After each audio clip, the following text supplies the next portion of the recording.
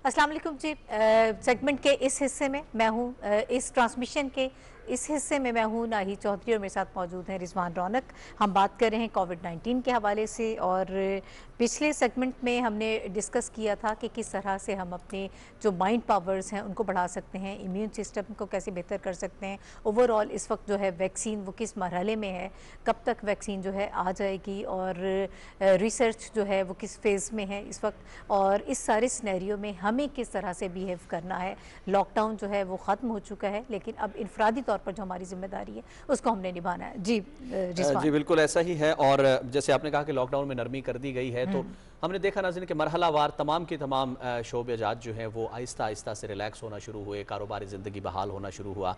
और अभी हमने देखा कि कल से यानी मंडे से ट्रांसपोर्ट जो है उसको भी खोलने का ऐलान कर दिया गया। खैबर पख्तूनख्वा में तो मुकम्मल बहाल हुई, पंजाब में जुज़वी तौर पर है, कुछ मामला चल रहे हैं, वो भी पंजाब में भी मुकम्मल तौर पर SOPs के साथ बहाल कर दी जाएगी। एक और जो जिसको गरीब आदमी की सवारी कहा जाता है, जिसको कहा जाता है कि सबसे बड़ा जरिया है, वैसे देखा जाए तो पूरी दुनिया में सबसे बड़ा जरिया है लॉजिस्टिक्स का, ट्रांसपोर्ट का, वो है नाज़रीन ट्रेन सर्विस, रेलवे सर्विस जो है उसको बहाल करने के हवाले से अभी कुछ चीज़ें जो थी वो डॉलड्रम्स में थी। हमने देखा कि वज़ीर रेलवे शेख रशीद अहमद ने कल मीडिया से गुफ्तगू में ये भी कहा कि अगर एक आध दिन में ये बहाल नहीं की जाती, कोई फैसला नहीं किया जाता, तो बहुत मुश्किल हो जाएगा चलाना या SOPs पर अमल दरामद करना। तो नाज़रीन खुशी की खबर ये है कि ट्रेन सर्विस भी जो है वो बहाल कर दी गई है। वो बहाल हो रही है 20 मई से, यानी आने वाले कल से, बुध से कल जो है वो 20 मई है, उससे बहाल हो रही है। अब SOPs क्या हैं, किस तरह से उन पर अमल दरामद करवाया जाएगा, किस तरह से ऑपरेशन को आगे लेकर चला जाएगा ट्रेन के, इन तमाम इशूज़ पर बात करने के लिए the most relevant person Sheikh Rashid Ahmed, वज़ीर रेलवे, इस वक्त हमारी ट्रांसमिशन का हिस्सा बने हैं। इनसे बात करते हैं। अस्सलाम वालेकुम शेख साहब। वालेकुम अस्सलाम। सर बहुत शुक्रिया पाकिस्तान टेलीविजन न्यूज़ में हमारी ट्रांसमिशन का हिस्सा बनने का। ज़रा बताइएगा, जैसे मैं अभी बात भी कर रहे थे कि SOPs पर अमल दरामद, ऑपरेशन किस तरह से आगे चलाया जाएगा, ज़रा कुछ शेयर कीजिएगा कि अब क्या प्लान्स हैं आपके। कल से ऑपरेशन चूंकि बहाल हो रहा है ट्रेन का। 60% हम पैसेंजर्स को विद मास्क बैठाएंगे जी, डिस्टेंस मेंटेन करेंगे और कोई स्टेशन पर किसी को पैसेंजर के अलावा आने की इजाजत नहीं होगी। ट्रेनों को हमने स्पेशली प्रिपेयर किया है, स्पेशली इनकी सफाई का एक्स्ट्रा स्टाफ साथ भेज रहे हैं ताकि कोई सफाई में कोई इसमें रिस्क न लिया जा सके। और ये 15 अप और 15 डाउन ट्रेनें जो हैं वो हम चला रहे हैं। अगर किसी जगह एक आधी जगह हमें ज्यादा लोड आ गया तो देख सकेंगे कि कोई और एक ट्रेन भी अजाफा करते चले जाएंगे ईद तक। लेकिन हम किसी सूरत में भी SOPs पर मुफाहमत नहीं करेंगे और SOP को फॉलो करेंगे ताकि कोई ये ना कहे कि हमने SOP की खिलाफ वर्जी की है। और हमें लोगों से भी पूरी उम्मीद है कि वो SOP को फॉलो करेंगे। और हमने टिकट्स नहीं बढ़ाई, उसी प्राइस पे टिकट रखा है और आधी टिकटें कर दी हैं। हमारी कैपेसिटी आधी हो गई है लेकिन हमने टिकट्स के रेट्स नहीं बढ़ाए, ईद तक नहीं बढ़ाए। ये तो बड़ी खुशाइंद बात है शेख साहब। मैं आपसे यही पूछने वाली थी कि ये सारी चीजें फिर आप कैसे मैनेज करेंगे अगर ये सारे इंतजाम जो आप बता रहे हैं, तो जाहिर है कि इसमें तो 5 दिन बहुत की खर्च बात भी है, कोई आएगा। बात नहीं। जहाँ आगे हम नुकसान में हैं, गरीब के लिए 5 दिन और नुकसान सहेंगे। हम 50% और 60% की ट्रेन में कोई किराया नहीं बढ़ा रहे, उसी किराए पे चल रहे हैं। ठीक है सर, टिकटिंग का सारा जो प्रोसीजर है वो इंट्रोड्यूस करवा रहे हैं। अगर आपने टिकट बुक करवाना है ऑनलाइन करवाएंगे? टोटल ई टिकटिंग है। कोई दरवाजा नहीं खोल रहे, कोई टिकट ऑफिस नहीं खोल रहे, सब ई टिकटिंग। अच्छा शेख साहब, आप क्या समझते हैं कि कितना अरसे बाद, यानी ये 5 दिन का आपने बिल्कुल सही कहा कि ये मैं भी, बल्कि नाहिद भी ये जैसे यही कह रही थी कि ये तो सर्विस ही लगती है सिर्फ, क्योंकि सवारियां कम होना, किराया उतना ही रखना, फिर SOPs पर अमल दरामद करना, डेफिनेटली खर्चे ज़्यादा हो रहे हैं, अखराजात ज़्यादा हो रहे हैं और जो है वो आमदनी जो टिकटों की मद में होती है वो कम हो रही है। तो आप क्या समझते हैं कि कब तक रेलवे का ऑपरेशन जो है वो आने वाले दिनों में मरहलावार ही सही कब तक बहाल कर दिया जाएगा और किस तरह से फिर उसको आप मैनेज करेंगे? क्योंकि अगर ये रहता है जैसे वज़ीर आज़म कहते हैं, कोविड-19 ने तो रहना है अभी काफ़ी अरसे। 31 मई को हम फैसला करेंगे जी। 1 जून से हमारी 142 ट्रेनें चलती हैं रोजाना। उस अगर ये SOP पे सही काम हो गया और इसका तखमीना लगाएंगे कि कितना नुकसान हुआ है हमें इन 5-6 दिनों में, तो उसके बाद हम 142 की 142 ट्रेनें चला देंगे। लेकिन 31 तक हम स्टडी करेंगे कि हमें कितना लॉस हुआ है। सही, ठीक है, ये बड़ा बोल्ड डिसीजन होगा आपकी तरफ से कि आपने कहा कि जितना भी लॉस हो जाए, लेकिन आने वाले दिनों में हो सकता है कि हम तमाम जो ट्रेनें हैं वो चला दें, ये मुस्तकबिल की एक स्ट्रैटेजी है आपकी। तो इस वक्त जो लोग देख रहे हैं और जो लोग ये जानना चाहते हैं या टिकट्स जो हैं वो बाय करना चाहते हैं, ट्रैवल करना चाहते हैं ईद के इन दिनों में, उनके लिए कोई ख़ास आपका मैसेज हो, आप क्या एक्सपेक्ट अभी करते हैं कि खोलिए, आवाम कल के कैसे लिए तो बिहेव करे? मुश्किल होगी, क्योंकि हमने टाइम टेबल बदले हैं और रात को ट्रेनें महदूद की हैं। सो ई टिकटिंग सुबह खोली है सहरी के बाद, तो मेरा ख्याल है कल के लिए तो मुश्किल होगा लोगों के पास के ई टिकटिंग में उनको टिकट मिले। वो परसों ट्राई करें, कल ठीक के है। लिए और तो जो मेरा ख्याल है ऑलरेडी बुक्ड हैं सर, जो ऑलरेडी बुक्ड हैं, जी क्या उनको उनका प्रेफरेंस दी उनका हम जाएगी? कोई बंदोबस्त करने जा रहे हैं, उनका कोई हम बंदोबस्त करने जा रहे हैं। सही। अच्छा शेख साहब, ज़रा ये चलें, ये तो एक ईद का ऑपरेशन था, अच्छे तरीके से इंशाल्लाह हो जाएगा, उसके बाद आगे लेकर चलना है मामलात को। ज़रा ये शेयर कीजिएगा आपकी मौजूदगी से फ़ायदा उठाते हुए, पैसेंजर्स सर हम देखते हैं तो बहुत ज़्यादा ट्रेन पे रश होता है, खड़े भी हैं, लटक भी रहे हैं, रेलवे स्टेशन प्लेटफॉर्म्स भरे हुए होते हैं मुसाफिरों से, लेकिन उसके बावजूद हमने देखा कि ख़ास तौर पे पिछले 10 सालों की अगर कारकर्दगी देखी जाए रेलवे की, तो कोई इतनी ज़्यादा अच्छी नहीं है, बल्कि पुअर परफॉर्मेंस ही उसको कहा जाता है। आपने टेकअप किया मामले को, बहुत सारी मुतादिद ट्रेनों का इफ्तिताह भी करवाया, किया भी, कुछ मामलात आगे लेकर चलने की बात भी हो रही थी, कुछ खसारे से निकलने की बात भी हो रही थी। तो आप क्या समझते हैं कि when you will and up इंशाल्लाह, तो उस वक्त क्या सिचुएशन, आप एक विजन क्या लेकर बैठे थे और क्या उसको, कितना आप उसको एग्जीक्यूट कर पाएंगे? देखिए, पिछले साल हमने 8 बिलियन का डेफिसिट कम किया था। हालांकि ऑयल प्राइस अगर देखें तो 10 बिलियन, अब तो हमारे लिए बेहतर हालात थे ऑयल प्राइस की वजह से, हम 10 बिलियन डेफिसिट कम कर सकते थे, लेकिन ये 10 बिलियन हमें तनख्वाहें 2 महीने की घर बैठे देने पड़ेगी कि 3.5 अरब रुपए का 3.25 बिलियन का हमारा पेंशन है और 2 बिलियन की तनख्वाह है। तो ये जो हमें 10 बिलियन का एक सर पे हमारे पड़ गया है, उसको कैसे कवर करेंगे? और अभी आप कह नहीं सकते कि कोरोना के हालात, मुझे तो उम्मीद है ठीक होंगे, 15 जून के बाद ये ठीक हो जाएंगे, लेकिन हम कोशिश कर रहे हैं कि इस सारी सूरत हाल में अपना रोल अदा करें, और ये जो कोरोना का हमें एक वक्फा पड़ा है इसको कैसे कवर करेंगे, क्योंकि हमने 5 रुपए की भी नई परचेज नहीं की, पुरानी ट्रेनों को ठीक किया और पुरानी ट्रेनों से ही चल रहे हैं। अल्लाह करेगा, देखें इन दी एंड ऑफ द जून कैसे हम इससे निपटते हैं। ठीक है शेख साहब, आपकी आवाज़ हम सुन नहीं पा रहे हैं प्रॉपरली, अगर थोड़ा सा आप अपनी लोकेशन भी चेंज कर लें।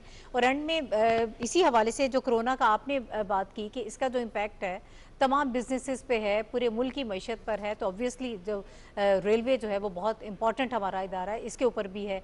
आपने खुद कहा कि हम कोशिश करेंगे, कोई ख़ास स्ट्रैटेजी आपके माइंड में ऐसी हो कि एक तो पहले से खसारे में हो एक इदारा, उसके बाद इस किस्म की अनयूजुअल सी सिचुएशन हो जाए, तो उसके बाद कितना मुश्किल होगा? क्या चैलेंजेस इस वक्त आप देख रहे हैं और कैसे इसको आप फेस कर रहे हैं? बड़ा मुश्किल होगा जी, ऑफ कोर्स ये हुकूमत का अदारा भी है और लोगों को पहुंचाना भी।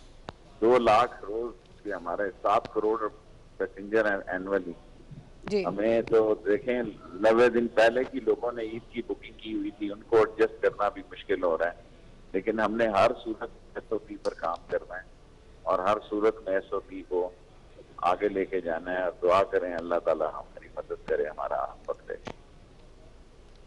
Thank you.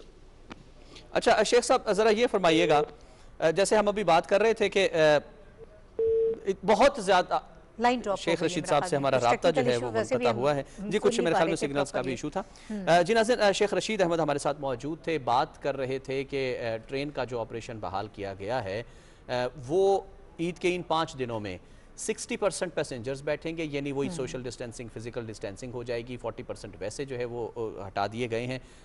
उसके साथ साथ सैनिटाइजर्स और तमाम के तमाम SOPs पर अमल दरामद किया जाएगा।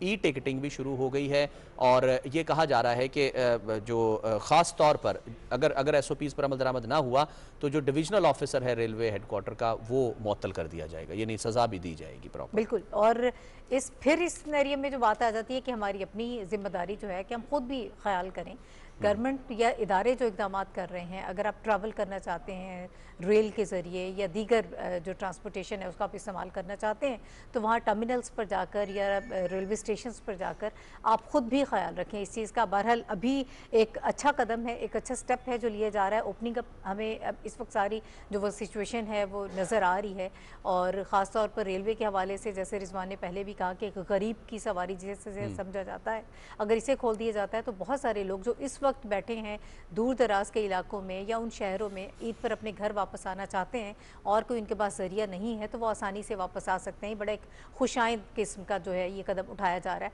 और ये भी बताया जा रहा है कि जो लोग ट्रैवल नहीं करना चाहते हैं उनको रिफ़ंड कर दिया जाएगा, उनके पैसे वापस कर दिए जाएंगे, और किराए में इजाफा भी नहीं किया जा रहा। ये एक बहुत अच्छी जो है वो खबर है उन लोगों के लिए जो ये एक्सपेक्ट कर रहे थे कि सोशल डिस्टेंसिंग को अगर बरकरार रखना होगा तो बड़ा मुश्किल हो जाएगा शायद। नाहिद, हमें पैनल से बताया जा रहा है कि ब्रेकिंग जो है वो एक खबर आ रही है, फौरी खबर है नाज़रीन, वो आपसे हमने शेयर करनी है। आपको बता दें कि बलूचिस्तान में दहशतगर्दी के 2 वाक़यात हुए हैं जिसमें 7 सोल्जर्स जो हैं वो शहीद हुए हैं। ये आप अपनी स्क्रीन पर देख रहे हैं। दहशतगर्दी के 2 मुख्तलिफ वाक़यात हुए हैं मच और केच के इलाकों में। ISPR के मुताबिक इसमें 7 जवान जो है वो शहीद हुए हैं। अब इसकी मज़ीद तफसीलात क्या हैं, राना शहजाद हमारे नुमाइंदे उन्होंने टेलीफोन लाइन पर हमें ज्वाइन किया, इनसे मज़ीद तफसीलात मालूम करते हैं। राना शहजाद, ज़रा तफसील शेयर कीजिएगा, ये जो बलूचिस्तान में 2 दहशतगर्दी के मुख्तलिफ वाक़यात हुए हैं जिनमें 7 जवान शहीद भी हुए हैं, क्या तफसीलात हैं इसकी? जी रिजवान, ISPR के मुताबिक ये दहशतगर्दी के वाक़यात बलूचिस्तान के इलाके मच और केच में गुज़श्ता रात हुए हैं, जिसमें दहशतगर्दों ने FC की गाड़ी को जो है वो बारूदी सुरंग से निशाना बनाया है। मच में इस वाक़े में जो FC की गाड़ी को निशाना बनाया गया है, 6 जवान शहीद और एक सिविलियन जो ड्राइवर है वो शहीद हुआ है। मैं आपको बताता चलूँ कि शोहदा में नायब सूबेदार एहसानुल्लाह खान, नाइक ज़ुबैर खान, नाइक एजाज अहमद, नाइक मौला बख्श, नाइक नूर अहमद और ड्राइवर अब्दुल जब्बार शामिल है। इसके अलावा जो दूसरा वाक़या हुआ है वो केच के करीब मंद का इलाका है, जहाँ पर दहशतगर्दों के साथ फायरिंग के तबादले में सिपाही इमदाद अली ने जाम शहादत नोश किया है। इसमें एक JCO भी जो है वो कमीशन जो जूनियर कमीशन ऑफिसर हैं जो मच का इलाका है उसमें शहीद हुए हैं। तो ये जो गुज़श्ता रात दहशतगर्दों ने बलूचिस्तान के ये जो 2 मुख्तलिफ इलाके हैं वहाँ पर हमारी मुसल्लह अफवाज को निशाना बनाया है। जी, बहुत शुक्रिया। हमारे नुमाइंदे राना शहजाद हमें तफसीलात से आगाह कर रहे थे। आपको नाज़रीन बता दें, बलूचिस्तान में दहशतगर्दी के मुख्तलिफ 2 वाक़यात हुए हैं जिसमें 7 जवान जो है वो शहीद हुए हैं। मच और केच के इलाके हैं ये। यहाँ पर FC की गाड़ी को बारूदी सुरंग से निशाना बनाया गया है जिसमें 6 जवान शहीद हुए हैं। एक जो ड्राइवर सिविलियन ड्राइवर था वो शहीद हुआ है। बलूचिस्तान में दहशतगर्दी के 2 मुख्तलिफ वाक़यात, इनमें 7 जवान शहीद हुए हैं ISPR के मुताबिक। नाज़रीन, ये तो थी फौरी खबर। अब आपको वापस लेकर चलेंगे ट्रांसमिशन में।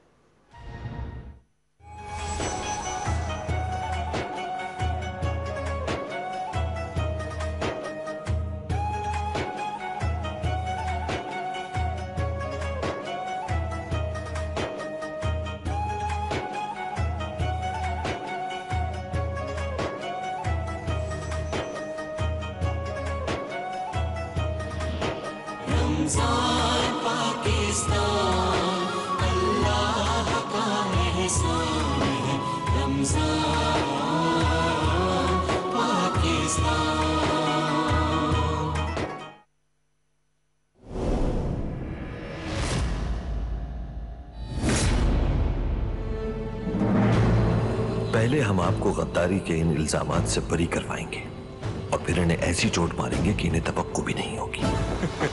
उनका असली हदफ मैं नहीं, हलब है। तुम इंशाल्लाह जल्द आजाद हो जाओगी। अर्तुगरुल जहां कहीं भी नजर आएगा जिंदा बचकर नहीं जा सकेगा। नासिर के लोग तो हमें पागलों की तरह ढूंढ रहे हैं। महल में और कौन कौन से सलीबी मौजूद हैं? अबू हिशाम, तुम हमारे जाल में फंस चुके हो। हम जाल में फंसते नहीं, फंसाते हैं।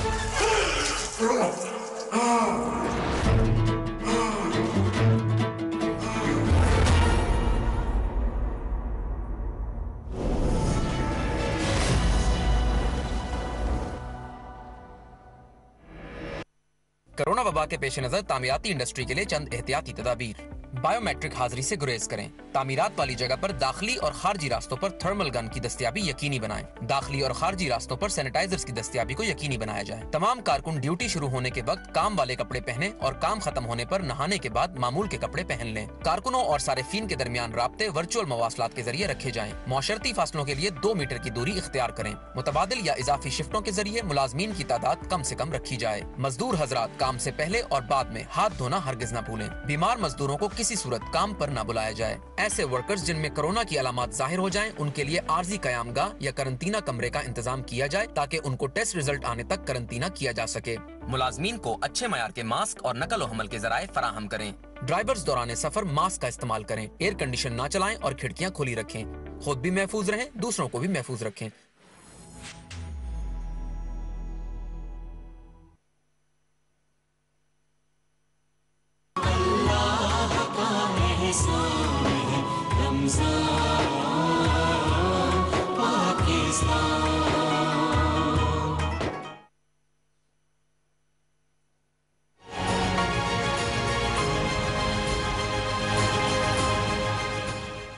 मेरा घर मेरी जन्नत।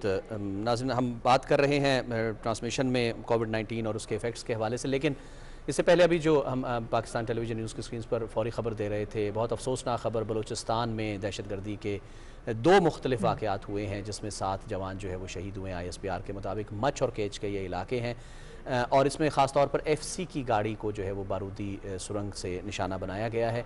ये नहायत अफसोसनाक वाक़यात बलूचिस्तान में जन्म ले रहे हैं, जिसमें वज़ीर-ए-आज़म इमरान खान और हमारे सिपा सालार जो हैं वो भी ख़ास तौर पर ये कहते हुए नज़र आते हैं कि बलूचिस्तान में जो बदअमनी फैलाने की कोशिशें हैं उनसे बिल्कुल आनी हाथों से निपटा जाएगा। किसी किस्म का कोई कॉम्प्रोमाइज़ मिली वाहदत पर, पाकिस्तान पर जो है बलूचिस्तान को बचाने पर नहीं किया जाएगा किसी भी सूरत।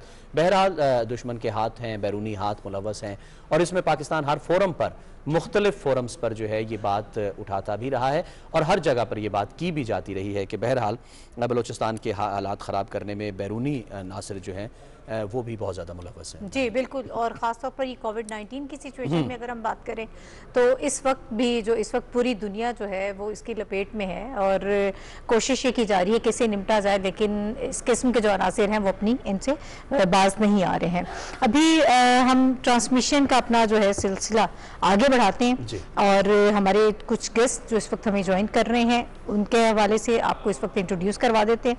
खुर्रम खान साहब इस वक्त हमारे साथ मौजूद हैं, आप प्रेसिडेंट हैं इस्लामाबाद रेस्टोरेंट एसोसिएशन के। बहुत शुक्रिया खुर्रम साहब हमें ज्वाइन करने के लिए। और इसके साथ साथ हमें इम्तियाज़ रस्तगार साहब जो हैं वो ज्वाइन कर रहे हैं। इम्तियाज़ साहब जो हैं स्काइप लिंक पे इस वक्त हमारे साथ मौजूद हैं, इंडस्ट्रियलिस्ट हैं और इसके अलावा चेयरमैन हैं रस्तगार ग्रुप के, मैन्युफैक्चरिंग स्पेशलिस्ट हैं और कंसल्टेंट हैं फॉर मार्केटिंग एंड एक्सपोर्ट्स। बहुत शुक्रिया इम्तियाज़ साहब आपका भी हमें वक्त देने के लिए। और मैं चाहूँगी कि इम्तियाज़ साहब से स्टार्ट कर लेते हैं, फिर हम आएंगे खुर्रम साहब की तरफ और उनसे भी बात करेंगे। इम्तियाज़ साहब, सबसे पहले तो इस वक्त जो गवर्नमेंट इकदाम कर रही है और इंडस्ट्री को सपोर्ट करने के लिए जो इस वक्त उनको रिलीफ फराहम किया जा रहा है, इंटरेस्ट रेट भी जो है वो कम हुआ, तकरीबन 2 महीने में 5.25% जो है वो कम हो गया। इसका इम्पैक्ट आप क्या देख रहे हैं? कोविड-19 की अगर हम बात कर रहे हैं उसका बिजनेस इंडस्ट्री पे इस वक्त क्या जो है उसका इम्पैक्ट आ रहा है, इस वक्त सिचुएशन क्या है? शुक्रिया नाहिद। सबसे पहले तो अफसोस करना चाहता हूँ, शहीद हुए हैं तो फरमाए और हालात हमारे दिन से ये थोड़ा सा हमारे इसमें जो क्रेडिट की साइड है, हमारा बैंकिंग सिस्टम क्रेडिट के अंदर वैसे बहुत वीक है when it gets to support. Banking system को ज्यादातर जो पैसे बन जाते हैं वो गवर्नमेंट की लैंडिंग से बन जाते हैं जी। और यह है कि उनका कोई ज्यादा दिलचस्पी नहीं रहती प्राइवेट सेक्टर की लैंडिंग में और फिर वो उसको मुश्किल बना देते हैं।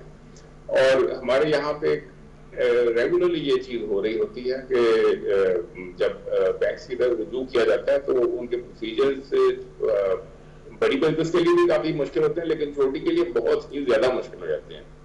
तो इस वक्त अभी तो आगे आना शुरू होगा। अभी गवर्नमेंट ने इसको इंटरेस्ट रेट को रिड्यूस किया है, वेरी वेलकम।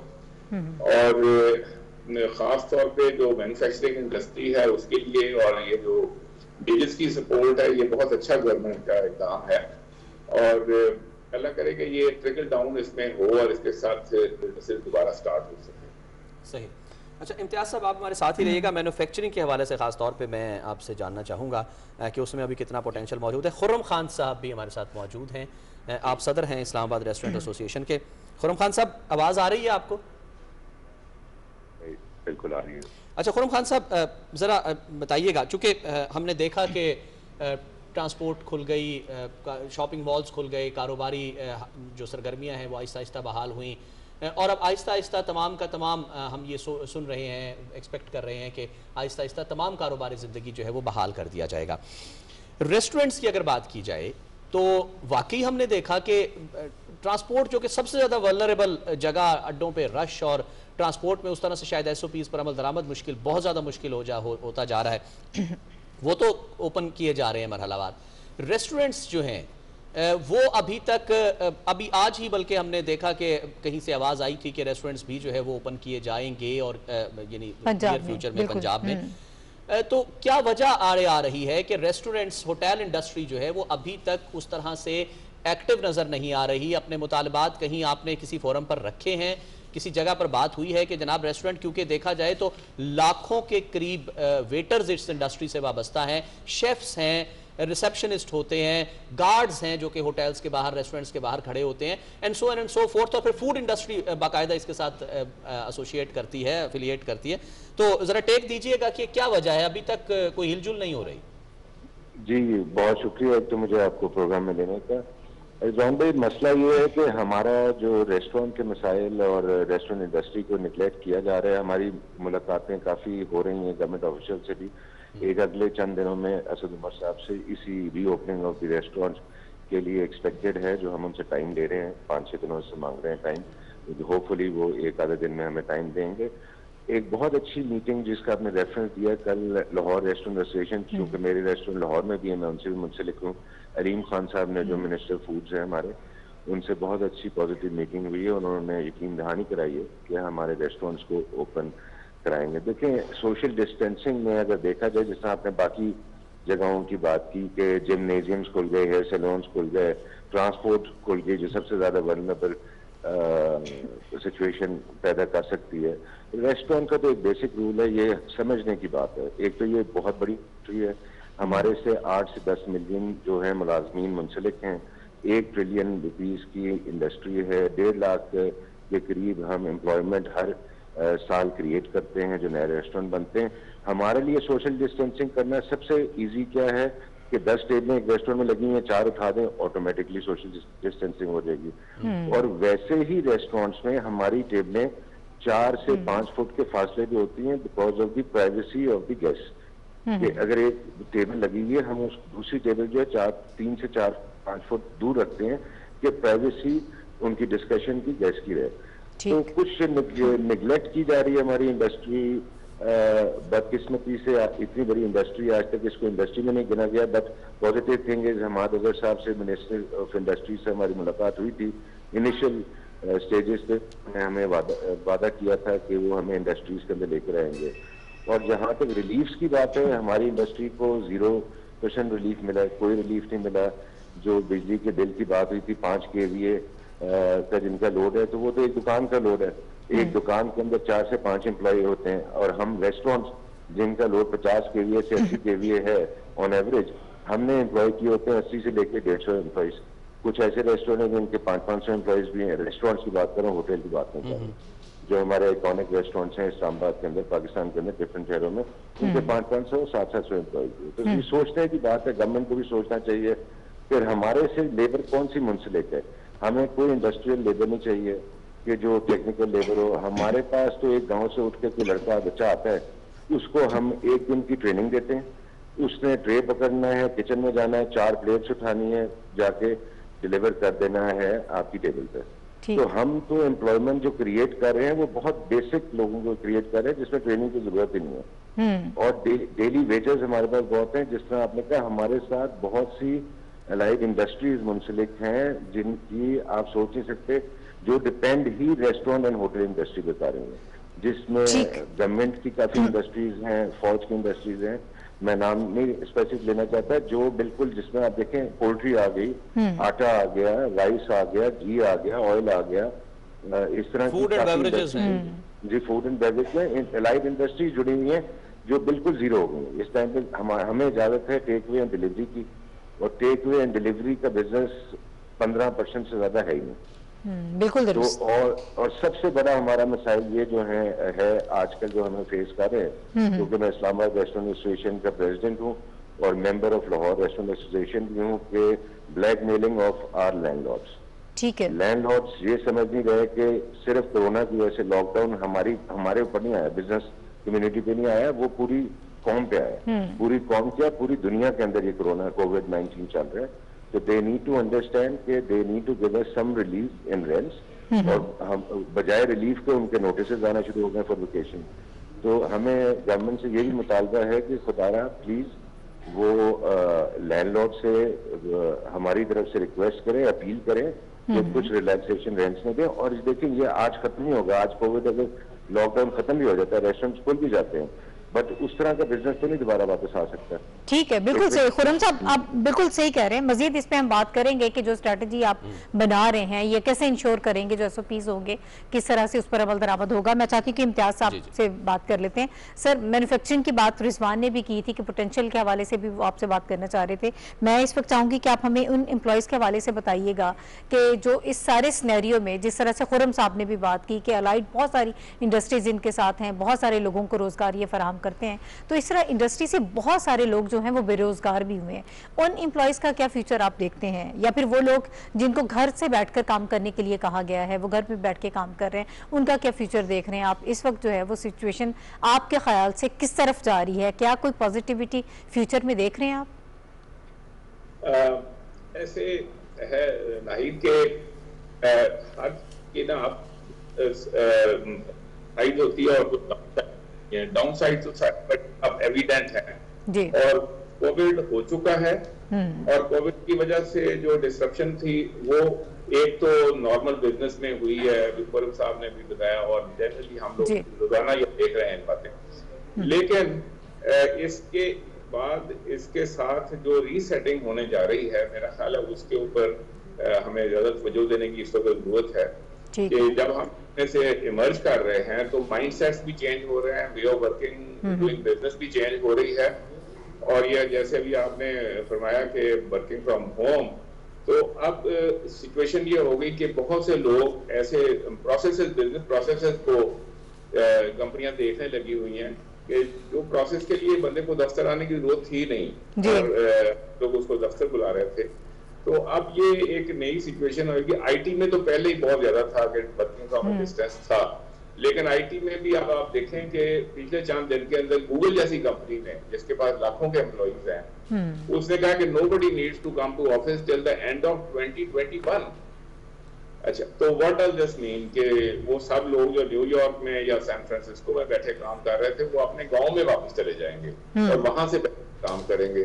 तो ये पाकिस्तान के अंदर ये शिफ्ट भी आनी है, और उसके साथ हमें कुछ चीजें जो हमारी उसमें तवज्जो में है कि जो वर्क स्पेसेस हैं दे विल बी रीऑर्गेनाइज्ड, कि उसमें exactly who is really needed to be physically in the office, और कौन लोग हैं जो कि घर से भी बैठ के काम कर रहे हैं। जो घर से बैठ के काम करने वाले लोग हैं उनको अब नए सिरे से अपना देखना पड़ेगा कि उनके घर में वर्किंग स्पेस है।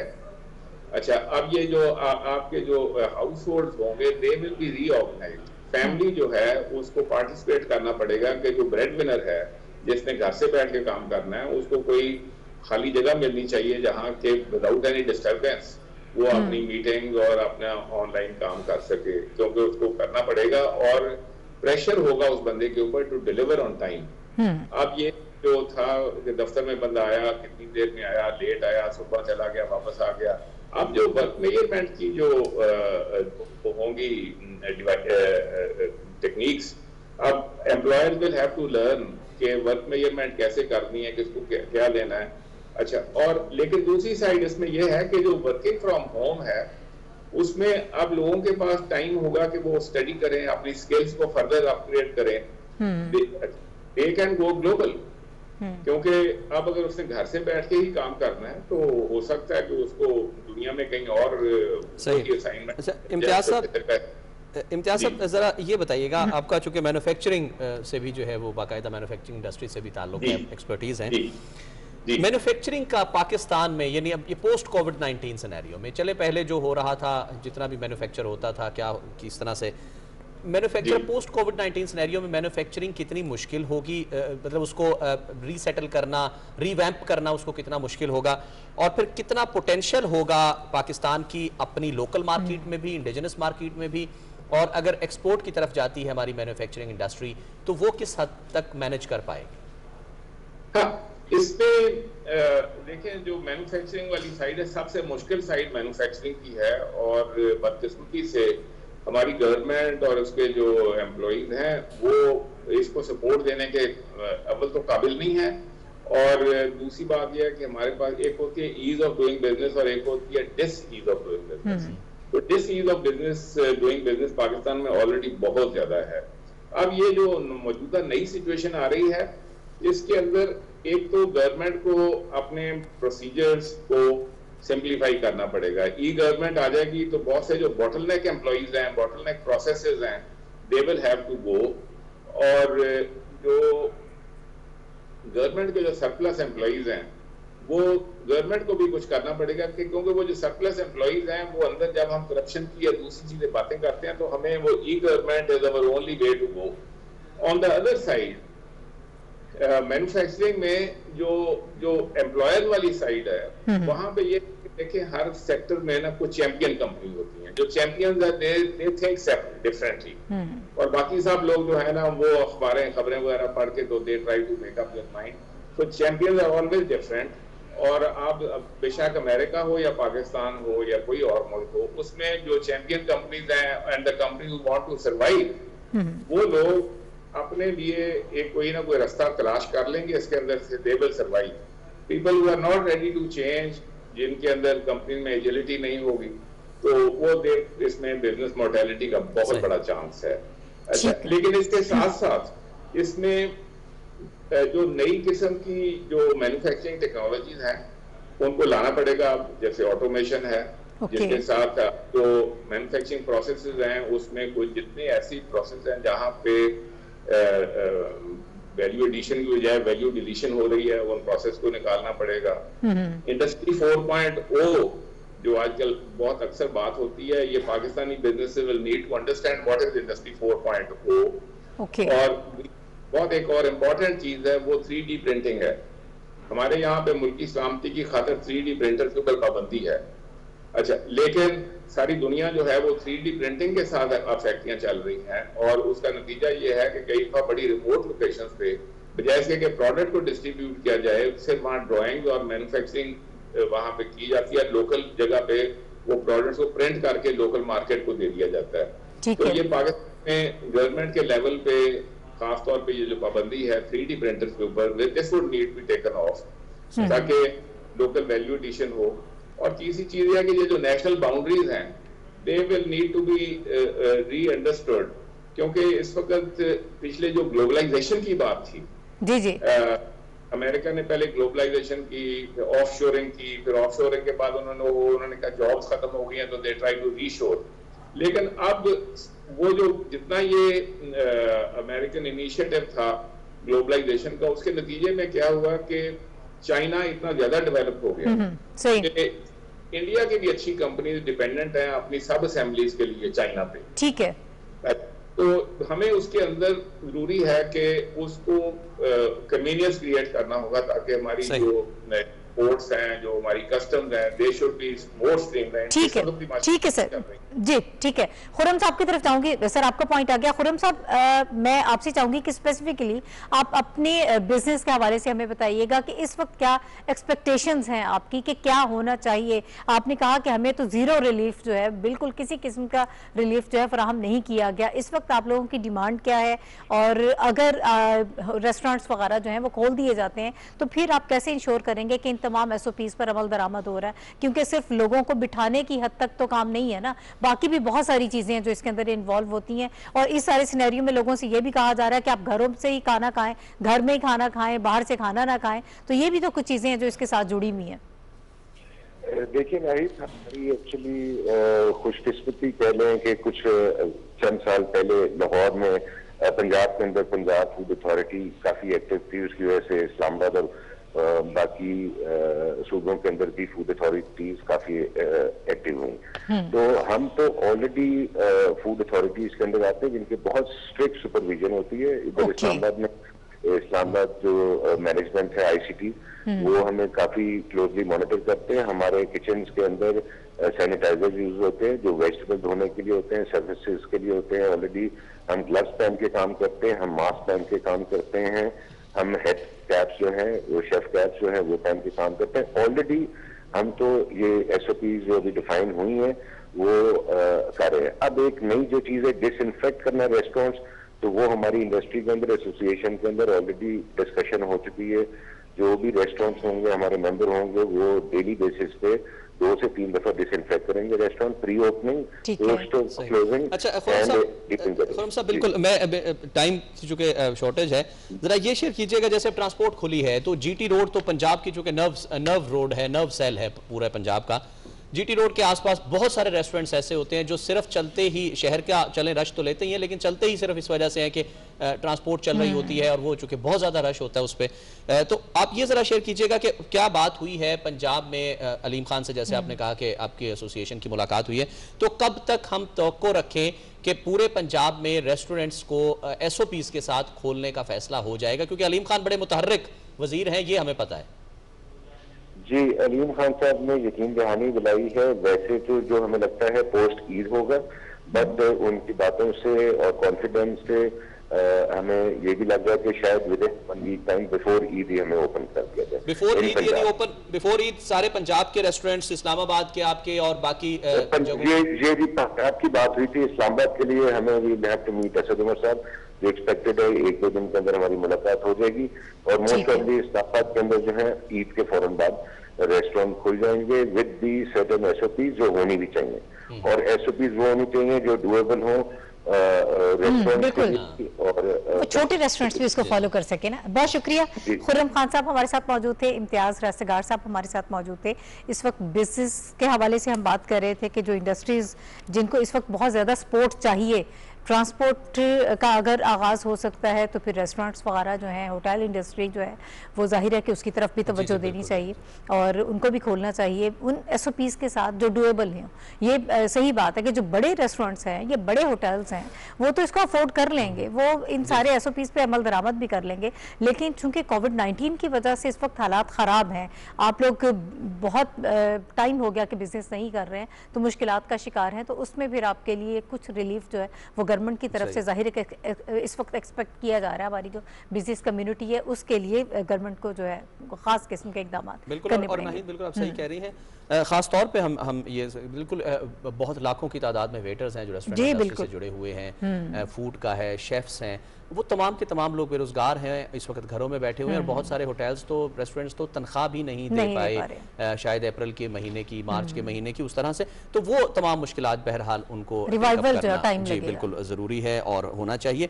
नाज़रीन, इस वक्त ट्रांसमिशन का ये चंक जो है वो ख़त्म होता है। नाहिद और रिजवान अपनी टीम के हमरा आपसे इजाज़त चाहते हैं।